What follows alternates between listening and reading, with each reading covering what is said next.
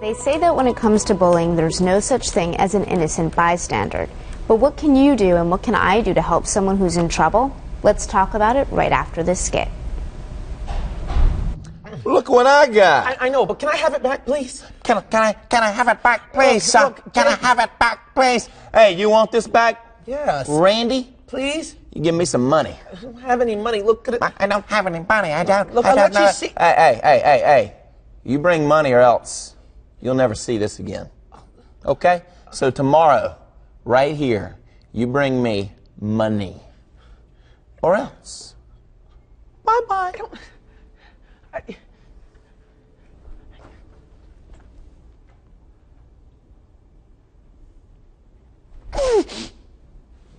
Yo, Randy, what's going on, buddy? Hey, Randy, what's going on, man? I know that face, and you're not doing well right now. What's up? You just took my MP3 player. You let him walk all over you. What's the deal? What's going on with this? He's bigger than I am.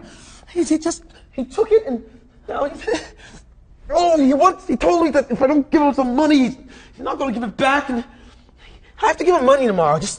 What am I going to do tomorrow? All right, listen, don't worry about it. When it comes tomorrow, I have your back, okay? Yeah? I got you. Let's go. So with level 7 of Well, Zelda, I didn't think you had it in you, Randy. What's the matter, Randy? Looks like somebody just walked over your grave. You got my money? No, I don't. You want your MP3 player? Yes, please. I'm going to smash it if you don't give me any money. Okay. Right now. Please don't smash it. Hey, Can I just have and it? who is this? Randy's friend. You got money? I don't want any trouble. I was. You got trouble, buddy, with a capital T. No, I don't like capitals. Some nerd! Come That's on. right. Hurry You got up. some trouble right here. Randy. Hey, right now, pal. Money. I don't have any money. Please don't break it. All right. I spent a lot What of are time. you doing? We're having a little private conversation here, Helen, so why don't you buzz out? I don't think so. That's his, isn't it? This? Yeah, This that. is mine now. No, it's not. It's his. Well, he And can you have know- it if he pays up. No. You're going to give it back to him right now. No, I'm not. Oh, Helen. yeah. Oh, yeah? What are you going to do about it, Helen? I'm going to tell your father. That's what I'm going to do. I'm sure he'd love to hear this story, don't you think? You wouldn't do that. Oh, yeah. Oh, yeah, I would.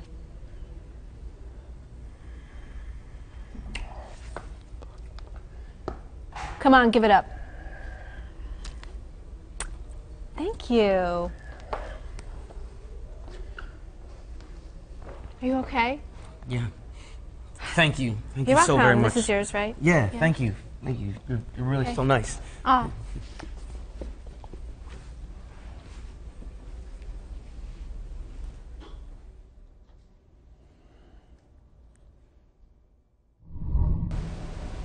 What just happened with Randy and his friend Trevor? Well, Trevor said that he's gonna help Randy out if he ever has another bullying situation, but when that situation came again, Randy seemed to just chicken out. So he's kind of like a bystander at this point in the whole bullying situation. How do bystanders factor into the cycle of bullying? In some cases, they push it forward because in some cases they'll be standing there going, fight, fight, fight, or whatever, and that really doesn't help. It just gives the bully more fuel. In other cases, they're just there, just witnesses, and they really don't do anything to stop it or keep it going. I find that there really is no one innocent who's an innocent bystander, because if someone's really in trouble, you should try to help them. I mean, how would you feel if you were the one being bullied and all people were doing was watching you get beat up or being verbally abused or something? It's just not right. Well, in this situation, Trevor did want to help, but then when it came to the actual situation, he was too afraid to do anything. What should he have done in this situation? You should have gotten someone who was in authority or in some position over them who could have, helped mediate and helped calm everything down. Or even kind of, maybe he could have run and even if he took his friend away from the situation, that sometimes can help just to get someone out of there. Well, one time I was being picked on and my friend just came by, and because we were all downtown, and my friend was like, oh, I'm going to Starbucks, do you want to come? And I was like, okay. Right. That was like my escape out, and doing something like that would have really worked. Yeah, because in this situation, luckily, he got his iPod back because Helen intervened. But is it a wise idea to kind of like physically intervene or to threaten a bully, do you think? No, because that could eventually turn into confrontation, and that would turn out bad. It's best to get someone who's neutral in the situation, who can always not cause any confrontation. Do you think it can become sometimes physically dangerous too? You never really know what the bully has. They could have weapons or something, and if someone tries to intervene, it could just make the situation worse because you don't know what's up ahead. You should use your judgment, though. Like, if you can see your best friend is getting physically hurt, you should try to pull them out.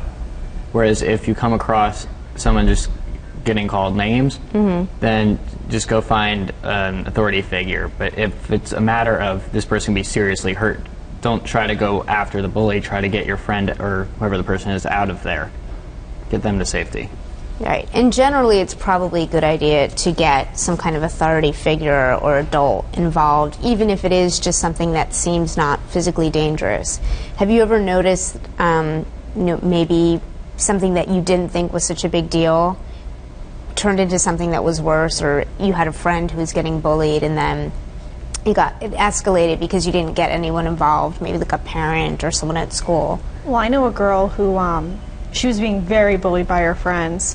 It started off first, it was just kind of like name calling, saying things like, oh, well, you're so fat, you always look like you're pregnant, or things like, oh my gosh, you're such a loser, things like that. But eventually it turned into the point where she couldn't go on her computer because her mailbox on her email was full of like hate mail, and it got to be to the point where she felt like she was afraid to go to school because she didn't know what these people were capable of.